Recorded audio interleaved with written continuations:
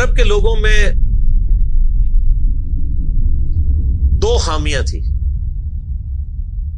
Number 1 چٹے ان پڑھ جاہل اجڈ، حتیٰ کہ انہیں باقی لوگ امی کہا کرتے تھے.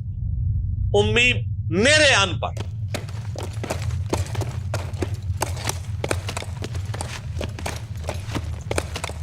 دوسری خامی تھی کہ یہ لوگ آپس میں لڑتے رہتے تھے، خاندانوں کے خاندان ختم ہو جاتے تھے. پانی پینے پلانے کے اوپر جھگڑا ہوا ہے تو 10 سال لڑائی ہو رہی ہے. یہ دو خامیاں تھیں. نمبر 1 چٹے ان پڑھ، نمبر 2 لڑاکو لیکن آپس میں. لیکن دو خوبیاں بھی تھیں. ایک خوبی یہ تھی کہ یہ ٹف ماحول کے عادی تھے، ریگستان کے رہنے والے، گرمیوں میں یعنی اتنے مشکل سفر کرنے والے، اونٹ کے اوپر مہینوں کے سفر، تھوڑا سا ساز و سامان کے ساتھ. اور دوسری خوبی یہ تھی کہ یہ جب کسی کو زبان دے دیتے تھے نا، پھر گردن ہی کٹتی تھی، پیچھے نہیں ہٹتے تھے، چاہے کسی دشمن کو بھی زبان دی ہے. اللہ نے ان کی یہ دو خوبیاں یوٹیلائز کر لی کہ زبان دی اللہ کے نبی علیہ السلام کو انہوں نے، جس نے دی پھر گردن ہی کٹی ہے. اور دوسری خوبی کہ وہ ٹف ماحول کے عادی تھے لیکن لڑتے آپس میں تھے. اللہ تعالیٰ نے ان کی خامی کیسے پوری کی کہ ان کو ایک لیڈر ایسا دے دیا جس نے سارے قبائل کو ایک جھنڈے کے نیچے جمع کر دیا، اور جہالت کے لیے دور کرنے کے لیے ان کو ان کی زبان میں کتاب دے دی. اب جس نے سورہ بقرہ، سورہ نساء، سورہ مائدہ حفظ کی ہوئی ہے، اس کے سامنے کوئی کرسچن کا پادری، کیا یہودیوں کا پادری وہ بیٹھ سکتا تھا؟ جتنے ان کے دلائل تھے انہوں نے وہ زبانی یاد کیے ہوئے تھے. تو وہ لوگ جو اپنے آپ کو سمجھتے تھے کہ ہم بڑے علامہ ہیں اور یہ امی ہیں، ان امیوں نے ان کو علم میں بھی الٹ کے رکھ دیا صرف ایک قرآن کی وجہ سے. اور اللہ نے لیڈر دیا، سارے عرب قبائل جمع ہوئے. وہ عربی جو آپس میں لڑتے تھے انہوں نے کبھی یہ سوچا بھی نہیں تھا کہ اگر ہم ایک جھنڈے کے نیچے جمع ہو جائیں تو ہم دنیا کی سپر پاورز کو الٹ سکتے ہیں، رومن اور پرشین امپائر کو. اور دیکھیں سر پھر کیسے الٹا ہے انہوں نے. ود ان 17 ایئرز ہر چیز اڑا کے رکھ دی ہے. صدیوں کی سلطنتیں، لاکھوں کی ریزروڈ آرمیز رومن اور پرشینز کی پوری دنیا پہ حکومتیں کر رہی ہیں. جدید اسلحہ ہے، اور ادھر یہ بدو ہیں جن کے پاس اونٹ ہیں، گھوڑے ہیں، تلواریں ہیں. نہ منجنیق انہوں نے کبھی دیکھی، نہ ان کے پاس اس طرح کے ہاتھی بڑے بڑے جو پرشینز کے پاس تھے. بس چل پڑے، کلمہ پڑے اور نکل کھڑے ہوئے. پھر دنیا نے دیکھا کہ ہر چیز کو الٹ کے رکھ دیا. انہی کے اسلحے ان سے چھین کے انہی کو الٹ دیا. وہ ساری کی ساری بجلی کس نے بھری تھی ان کے اندر؟ اس کتاب میں.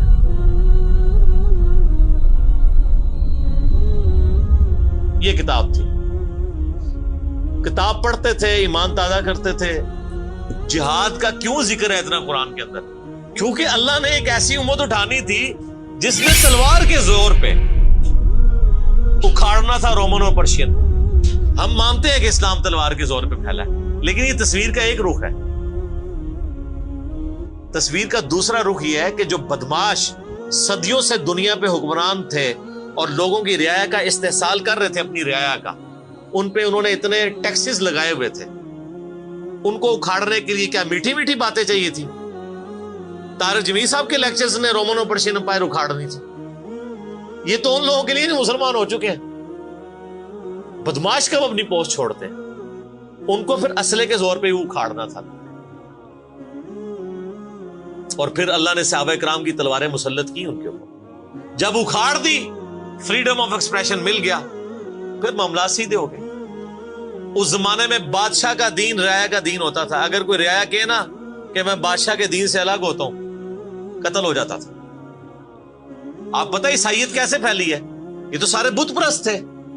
کانسٹنٹائن 2 جس کے نام پہ قسطنطنیہ شہر تھا جو بعد میں مسلمانوں نے فتح کیا، سلطان محمد فاتح نے، ٹرکی والوں نے اس پہ ایک فلم بھی بنائی ہے، اردو ڈبنگ کے ساتھ ہے، ایک ہی نشست میں آپ دیکھ سکتے ہیں 2.5-3 گھنٹے کی، جو فلمیں دیکھتے ہیں ان کے لیے، مولویوں کے لیے نہیں۔ تو اس نے وہ قسطنطنیہ فتح کیا، پھر اس کا نام استنبول رکھ دیا۔ وہ کانسٹنٹائن 2 جو تھا وہ کرسچن ہو گیا تھا، چونکہ وہ کرسچن ہوا تو پوری رعایا 3 براعظموں میں پھیلی ہوئی وہ کرسچن ہو گئی، ایسے کرسچینٹی پھیلی ہے۔ تو رعایا کو وہی دین رکھنا ہوتا تھا جو حکمران کا ہے۔ پہلے حکمران بت پرست تھا، عیسائیوں پہ ظلم ہوتے تھے، بعد میں جب حکمران ہی مسلمان ہو گیا، اس زمانے ظاہر عیسائیت اسلام کا ہی نام تھا، تو سارے پیچھے اس امام کے، یہ بڑا خطرناک معاملہ تھا۔ دوسری طرف پرشین جو ہیں وہ آتش پرست تھے، ان کے نیچے آتش پرستی کا دین چل رہا تھا، تو یہ پھر ضرورت تھی کہ فریڈم آف ایکسپریشن دیا جاتا۔ اسلام نے تلوار کے زور پہ ان کو اکھاڑا، ان کی بدماشیاں ختم کی، اور ایسی ختم ہوئی کہ بخاری مسلم کی حدیث ہے، نبی علیہ السلام نے فرمایا ان قریب کیسر ختم ہو جائے گا، پھر قیامت تک کوئی کیسر نہیں ہوگا۔ ہائے ہائے ہائے سر، یہ پروفیسیز اللہ کی تائید کے ساتھ ہی کوئی دے سکتا ہے۔ ان قریب کسرا ختم ہو جائے گا، قیامت تک کوئی کسرا نہیں ہوگا۔ دیکھ لیں 1500 سال ہو گئے ہیں، نہ رومن امپائر دوبارہ بنی، نہ پرشین امپائر دوبارہ بنی، حتیٰ کہ اب تو وہ کانسیپٹ ہی ختم ہو گئے، ملکوں والا کانسیپٹ آ گیا۔ اور اس زمانے میں یہ بات کرنا ایک ایسے شخص کا جس کے اوپر ایمان لانے والے گنتی کے لوگ ہوں، بہت بڑی بات ہے، اور اللہ نے پھر اکھڑوایا۔ اور آج فریڈم آف ایکسپریشن ایسا ہے کہ آج تلاوت ہو رہی ہوتی ہے تو ٹرمپ بھی بیٹھ کے سن رہا ہوتا ہے، کیوں؟ حالانکہ وہ کرسچن ہے۔ فریڈم آف ایکسپریشن آ گیا۔ آپ جائیں امریکہ میں، آپ کسی مارکیٹ میں مسلح ڈال کے نماز پڑھیں، کوئی آپ کو منع نہیں کرے گا، الٹا آپ کے ساتھ سیلفیاں بنا رہے ہوں گے کہ یہ کیا ہو رہا ہے۔ تو پہلے کوئی سوچ سکتا تھا کہ فرعون کے سامنے کوئی نماز پڑھتا؟ جادوگروں نے ذرا سی بات کی، ایمان لے کے آئے تو میں تمہیں سولی دے دوں۔ تو یہ اسلام اس دور جدید کا خالق ہے، اور یہ دور جدید کو تخلیق جو اسلام نے دی ہے وہ قرآن کے ذریعے۔ ایک علامہ وحید الدین خان صاحب ہیں انڈیا کے، 90+ ان کی ایج ہے، انہوں نے کتاب لکھی ہے اسلام دور جدید کا خالق، اسی ٹاپک کو ایڈریس کی، کمال کی کتاب ہے وہ، اور پڑھنے سے تعلق رکھتی ہے، آپ گوگل سے اس کا PDF بھی ڈاؤن لوڈ کر سکتے ہیں، چھوٹی سی کتاب ہے۔ انگلش میں بھی ایک کتاب لکھی ہے، گاڈ رائزز، خدا ابھرتا ہے۔ خدا پھر جو ابھرا ہے نا جی قرآن کے ذریعے، خدا کو تو خیر مخلوق کی ضرورت نہیں ہے، لیکن مخلوقات نے جو تماشا بنایا ہوا تھا نا، اس تماشے کو ہمیشہ کے لیے اللہ تعالیٰ نے اپنے پیغمبر امام اعظم سیدنا و مولانا محمد رسول اللہ صلی اللہ علیہ وآلہ وسلم کے ذریعے شرک کا خاتمہ کر کے قیامت تک کے لیے جو دین اسٹیبلش کیا اس کتاب کے ذریعے۔ اب یہ کتاب قیامت تک نبی الاسلام کا معجزہ ہے۔ یہ کتاب ہے سر جس نے دنیا پلٹ دی، اور یہ وہ کتاب ہے جو ہم صرف اپنی بچی کو جب رخصت کرنے لگتے ہیں نیچے سے گزارتے ہیں، ٹھیک ہے، اور چوم کے غلاف میں رکھ دیتے ہیں، اس سے زیادہ اس قرآن کو ہم کوئی اہمیت نہیں دیتے۔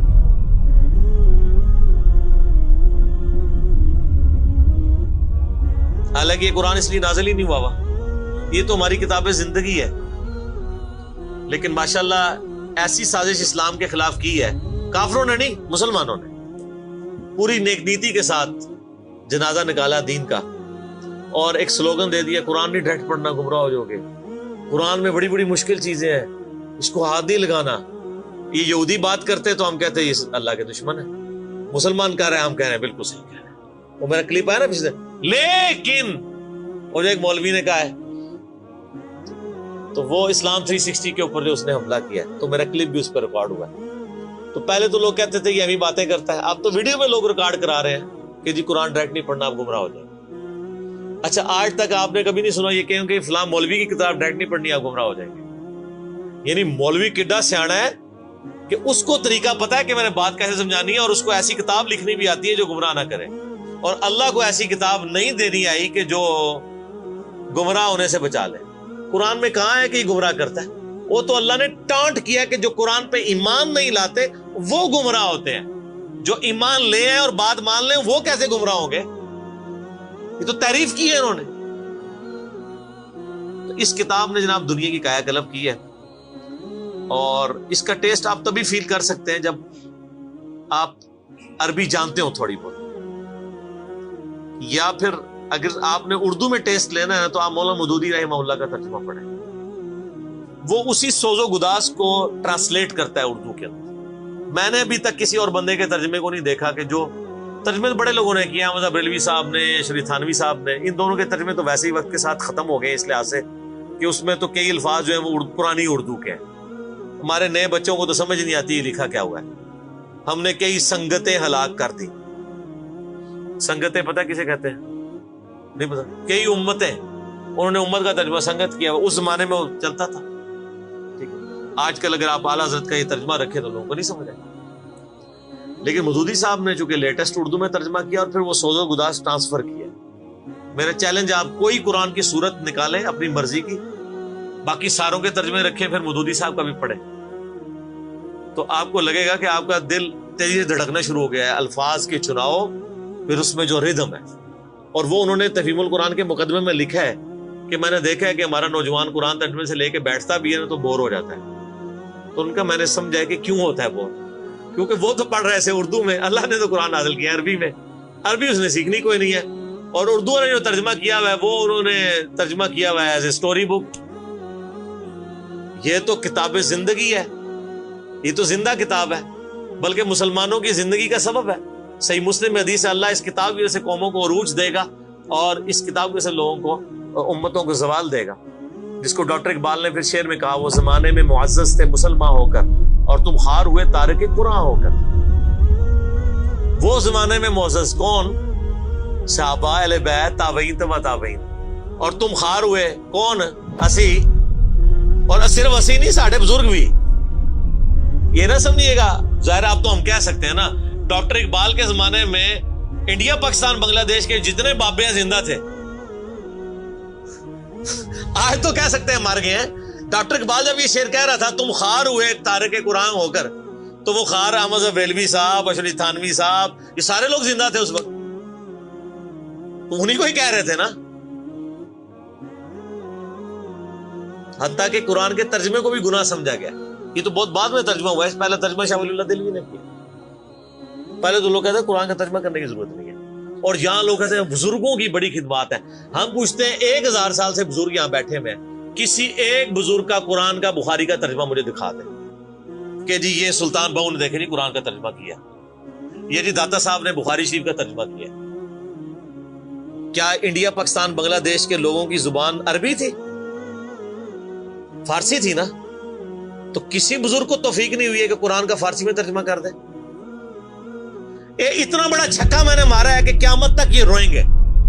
آندہ کو کہنا بزرگوں کی خدمات ہیں۔ ہمارے پرائم منسٹر صاحب بھی کہتے ہیں نا جی وہ فرید الدین گنج شکر کی بڑی تعلیم۔ فرید الدین گنج شکر صاحب نے کون سا قرآن کا ترجمہ کیا؟ اگر کسی نے قرآن کا ترجمہ ہی نہیں کیا، بخاری مسلم کا ترجمہ ہی نہیں کیا، وہ کیا خدمات کرتا رہے؟ وہ اپنی تعلیمات دیتے رہے۔